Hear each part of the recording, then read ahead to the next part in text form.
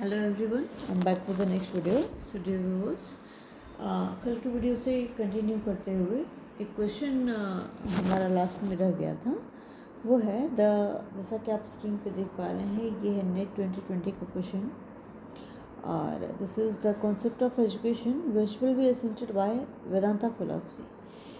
इसके अनुसार वेदांता फिलॉसफी के अनुसार एजुकेशन का कॉन्सेप्ट क्या क्या हो सकता है. तो जैसा कि आप देख पा रहे हैं ऑप्शंस, और ये आपके कोड्स दिए हुए हैं. Awakening of intelligence with all 3 Qs, IQ, EQ and SQ. Intelligence quotient, emotional quotient and spiritual quotient. फिर है वोकेशनलाइजेशन ऑफ एजुकेशन. फिर है inclusive education and reptilian leadership model, education for all. ठीक है, तो देखिए, जो भी चीज़ें हम लोगों ने पढ़ी हैं सब कुछ हम लोग देख पा रहे हैं, but we cannot see reptilian leadership model. ये चीज़ हम लोगों ने नहीं देखा है. तो हम लोग डी ऑप्शन को एलिमिनेट करेंगे, और डी ऑप्शन को एलिमिनेट करने पे हमारा ABC और ACE, सेकेंड और थर्ड ऑप्शन जो है वो कैंसिल हो जा रहा है. फिर है आई थिंक इंक्लूसिव एजुकेशन की भी बात वहाँ पे नहीं की गई थी, या वोकेशनलाइजेशन एजुकेशन, सॉरी, हाँ, वोकेशनलाइजेशन की बात नहीं की गई थी. वेदांता फिलॉसफी के अनुसार हम लोग बी को एलिमिनेट करेंगे, और डी तो एलिमिनेट हो ही रहा है, यानी कि आपका ऑप्शन 4 जा रहा है. ठीक है, जैसे देख लीजिए. फिर है a Vedantist teacher will teach the following. एक वेदांतिस्ट टीचर क्या क्या पढ़ाएगा. पहला है माया, science and technology, world history, educational technology. तो वो सारी चीज़ें पढ़ाएगा. ठीक है, हाँ. तो नेक्स्ट जो पार्ट हम लोग पढ़ने वाले हैं ये बहुत इम्पॉर्टेंट है. यहाँ से क्वेश्चंस आते हैं, और ये है हमारा बुद्धिज्म. हम लोग बुद्धिज्म को स्टडी करेंगे. ये नास्तिक है, नास्तिक टाइप ऑफ स्कूल है, यानी कि ईश्वर को नहीं मानने वाला है. इसके फाउंडर गौतम बुद्ध हैं, जो कि कर्म में विश्वास करते हैं. ये वेदों में विश्वास नहीं करता, गॉड का कोई एग्जिस्टेंस नहीं मानता, कास्ट सिस्टम को अपोज करता है. और इसके जो एक्सपोनेंट्स हैं, यानी कि जिन लोगों ने इसके लिए खास तौर पे काम किया है, वो हैं सिद्धार्थ गौतम, दलाई लामा, नागार्जुना, अशोका. ये सारे लोग हैं. Metaphysics, study of existence. इसके अनुसार God is not the creator of this world. इसके अनुसार गॉड को इस संसार का क्रिएटर नहीं माना गया है. This life is full of suffering.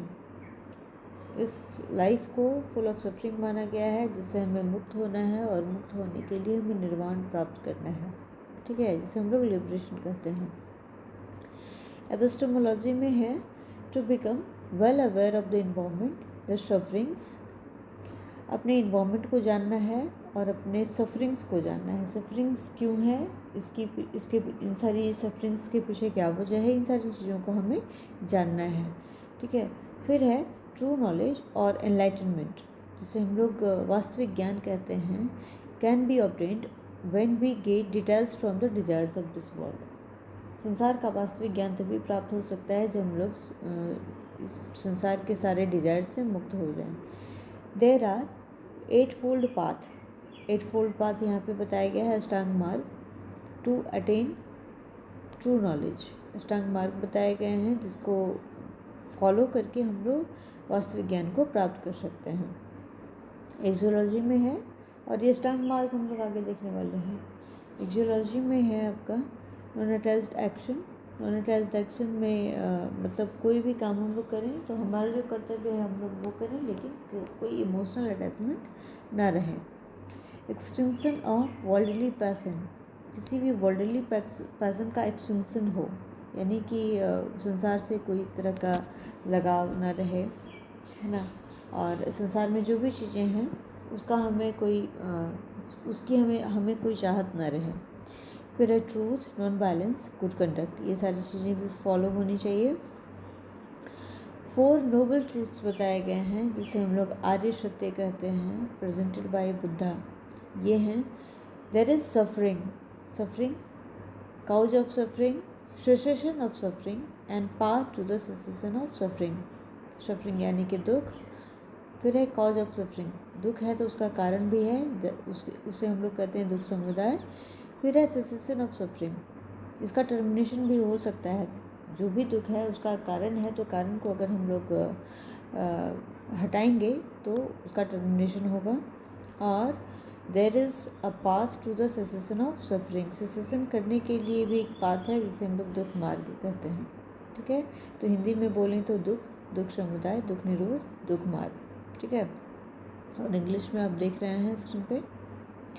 अब 8 फोल्ड पाथ जहाँ से कि क्वेश्चंस आते हैं, ऊपर भी बताया गया था एपिस्टेमोलॉजी में, तो वो आपका ये है, यहाँ पे आप ध्यान दें। The first one is right understanding, right mindfulness, right speech, right thought, right concentration, right effort, right livelihood, right action. सबसे अच्छी समझ, बहुत अच्छी समझ होनी चाहिए। एक माइंडफुलनेस होना चाहिए, मतलब जिसको कहते हैं ना कि पूरे बुद्धि दिमाग से सोचना, कुछ काम करना, वो माइंडफुलनेस होना चाहिए।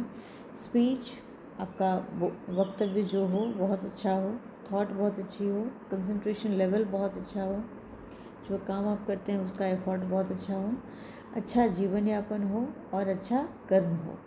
ठीक है, इसके इसका एक्सप्लेनेशन यहाँ पे किया गया है, आप चाहें तो इसे पॉज करके भी देख सकते हैं।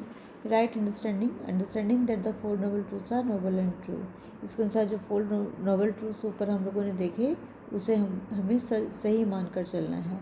Right mindfulness, free minds from evils, जितनी भी बुराइयां हैं उन सभी से हमारा माइंड दूर रहे। राइट स्पीच, अवॉइडिंग लाइंग, झूठ बोलने से दूर रहना है, गॉसिप से दूर रहना है। And all forms of untrue and abusive speech, कोई भी झूठ या एब्यूसिव स्पीच से बचना है। राइट थॉट, अपने थॉट को कंट्रोल करना है। Right concentration, using meditation to reach the highest level of enlightenment, meditation करना है ताकि हम लोग एनलाइटनमेंट के हाईएस्ट लेवल को पा सकें। Right effort, exert oneself to develop wholesome qualities and release unwholesome qualities। इसके अनुसार जो राइट एफर्ट में है कि हमें जो हेल्दी चीज़ें हैं और अच्छी चीज़ें हैं उसको स्वीकार करना है, और जितनी भी अनहेल्दी चीज़ें हैं, अनहोलसम क्वालिटीज़ हैं, जैसे एंगर, जेलसी, इन सारी चीज़ों को दूर करना है।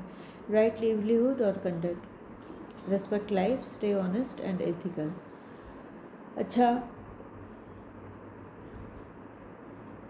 अच्छा जीवन यापन या कंडक्ट होना चाहिए जिसमें हम अपनी और दूसरों की लाइफ को रिस्पेक्ट करें, ऑनेस्ट बने रहें, एथिकल रहें।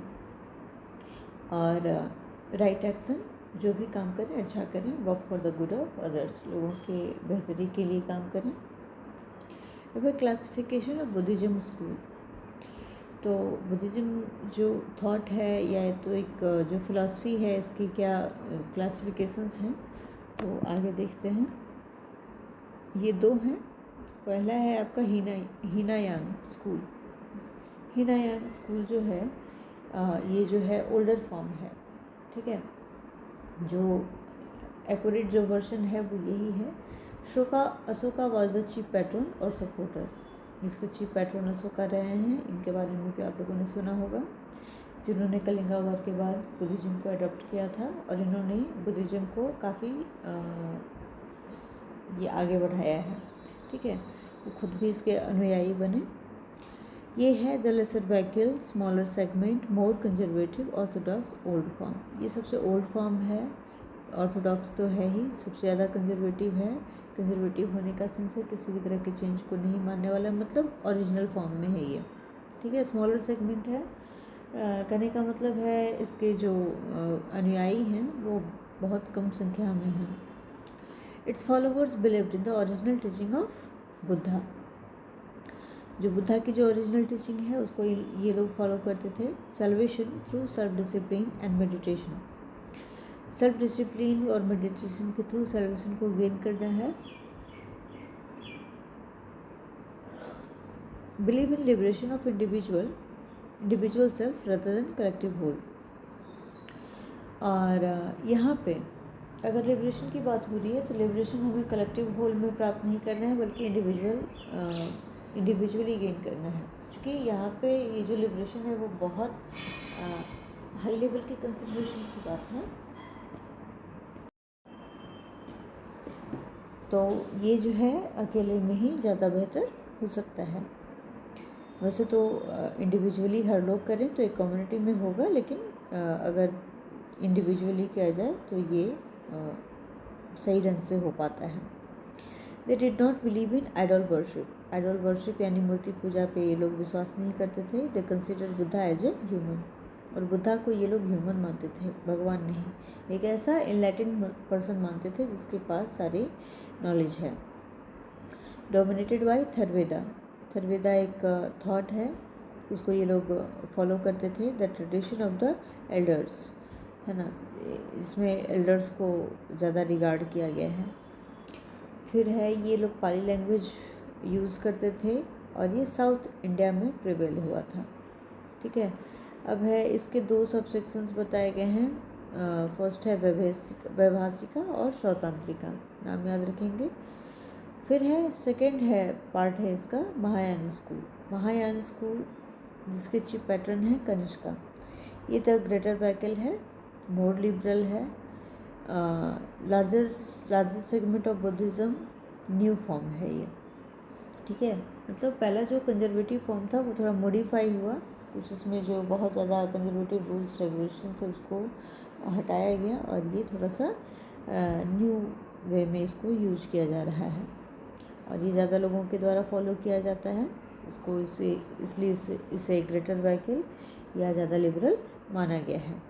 It's followers believed in the हेवनलीनेस of Buddha. Buddha के हेवनलीनेस को ये लोग ज़्यादा मानते थे, बुद्धा को एक गॉड की तरह मानते थे। हालांकि ये माना है कि बुद्धा गॉड नहीं है, लेकिन उनको गॉड की तरह पूजा जाता है उनके द्वारा। Believes in welfare of all, सभी के वेलफेयर के लिए, उत्थान के लिए, सभी के लिए काम करना है।